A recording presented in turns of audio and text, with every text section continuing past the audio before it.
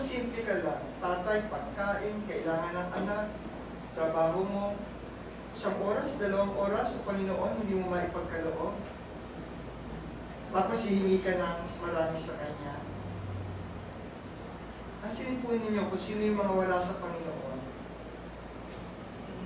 Yung pong mga pinaprioritize, yung mga bagay na material na makakapagpaluwalhati ng kanilang katawan, but not their spirit. Unahin mo ang Diyos, o unahin ka din ng Diyos sa iyong pangailangan. Katulad po kasi ng ordinary tao, yung mga ganyan eh.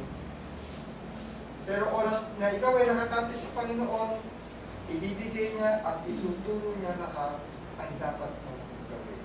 Sa hindi mo inaasahan bagay. Sa pagdating ka pa na linggo nga na nandun eh. Ako lumadaan sa baklaran eh.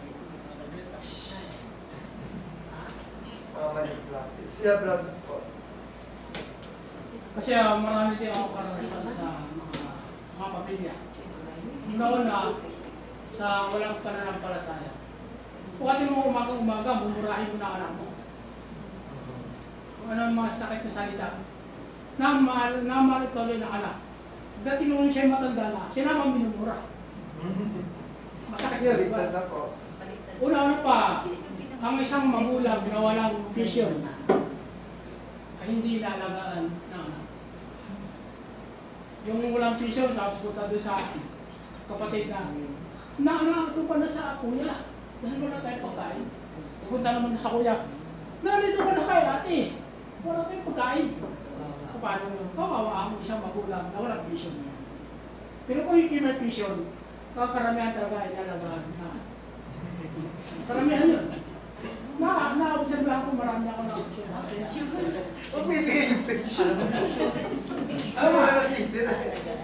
Yung ang vision, ang pampaalaga sa kanya. Pero kung walang vision, doon kawawa ko siyang magulang.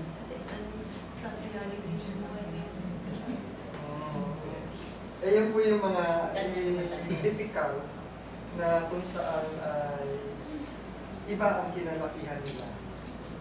Kumbaga, bata pa sila hindi namulat sa tamang pagkalika.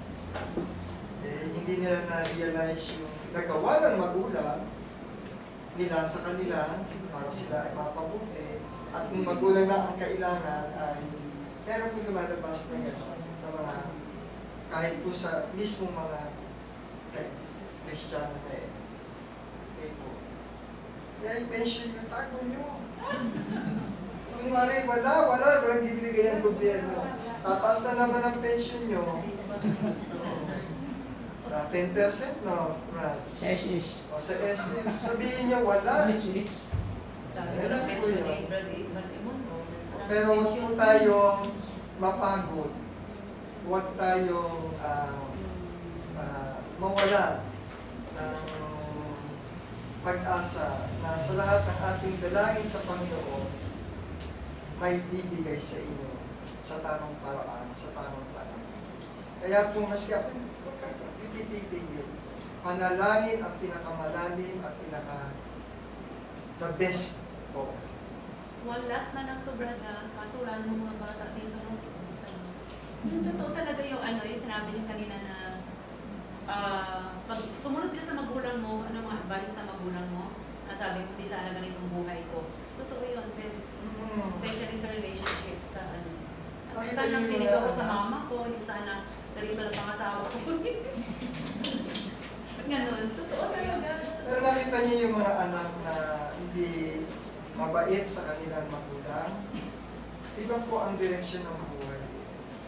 Nakapalat kayo kapag kayo ay gabay ng inyong ina o ama, asahan nyo, maganda ang buhay. Hindi lang kasabihan, totoo po nangyayari.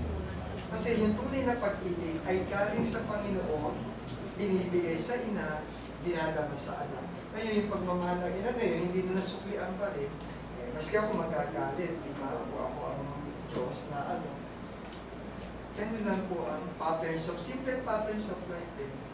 Kaya let's keep our faith alive. Okay? Magdalangin kayo kahit sa kayong mga sa pamilya nga po eh.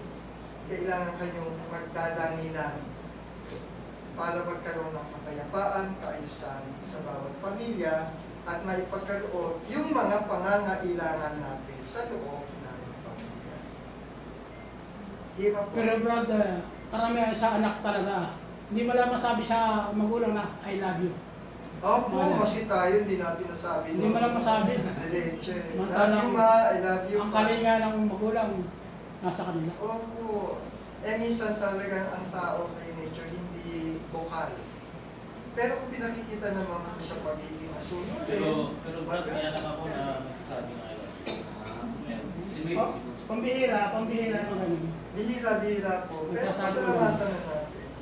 Mamaya naman, I love you, tapos isang kamay kinuhubita yung pila. Yan lang. Hindi yung I love you ma, itong paycheck po. Okay po. Patuloy po ang mga gawain sa iba't ibang mga kongregasyon. At inaasahan po din natin na tayo po magpapatuloy sa pagpapalakasan. Marami nga po nakita pamilyang wala kayo. Mukhang nagsiswimming. Na-tiyempo. Sabi ko pa naman pagbalik ko, sayang po. Di ba po? Meron pa naman mga susunod. Kaya? Okay, magandang umaga po sa lahat.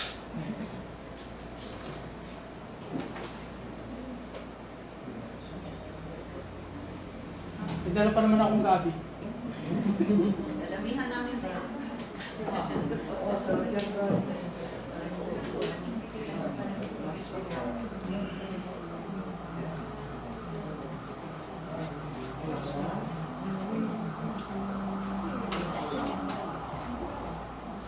Masaya. Last one.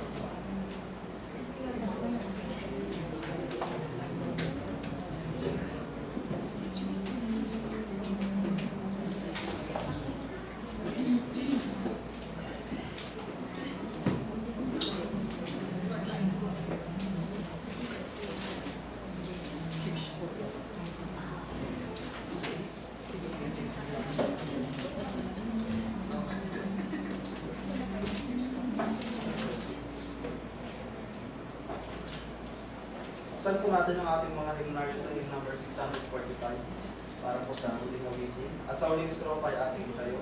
At pangungunahan tayo sa closing prayer ni Brother Ron.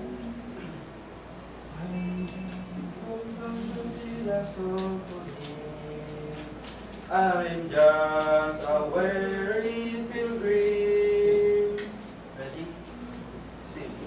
I'm just a weary pilgrim, plodding through this world of sin, getting ready for the city when the saints go marching in. When the saints go marching in. When the saints go marching in. Lord, I want to be in that number. When the saints go marching in. If I will see the Savior, a new life I must begin.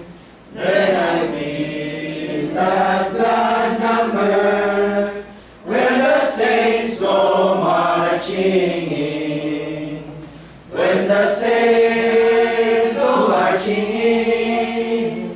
When the saints go marching in. Lord, I want to be in that number when the saints go marching in.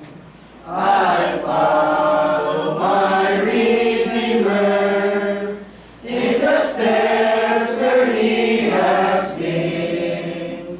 Thus I know that He will call me when the saints go marching in. When the saints go marching in. When the saints go marching in. Lord, I want to be in that number when the saints go marching in.